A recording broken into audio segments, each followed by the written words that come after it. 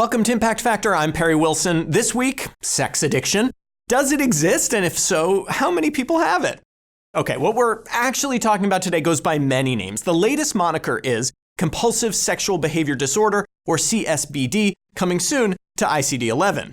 But let me start by saying that the idea that one can be addicted to sex or have a sexual compulsion is actually controversial with psychiatrists on both sides. CSBD doesn't mean you have a lot of sex. It means you are distressed by sexual urges. The idea is that if these urges are causing distress, they must be pathological. Subtext, if they are pathological, they should be treated. But first, just how many people have CSBD? This JAMA Network Open article argues that the condition is surprisingly common. Researchers from the University of Minnesota used data from the National Survey of Sexual Health and Behavior, which is a nationally representative and, well, really interesting data set to look at. Have you ever wanted to know if cuddling increases sexual satisfaction?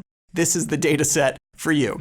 Spoiler alert, it does. In any case, the survey includes the Compulsive Sexual Behavior Inventory, which is a validated set of 13 questions which ask about sexual urges. Higher scores are consistent with CSBD. And a lot of people had high scores. Top line results, 10% of men and 7% of women reported clinically significant levels of distress about their sexual urges or desires. A number of factors were associated with CSBD. Rates were significantly higher among non-whites and dramatically higher among sexual minorities, but no factor was as strongly associated with distress about sexual urges as income. But the relationship with income was weird, a U-shaped curve showing higher rates of distress about sexual urges from the poorest and richest portions of the population. It might be time to rewatch Eyes Wide Shut. But here's the thing, pathologizing sexual desires can go really wrong really quickly.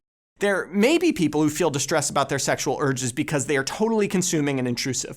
But much more common is the distress that comes from moralistic or societal pressures to conform to certain sexual norms. The survey can't capture that crucial difference.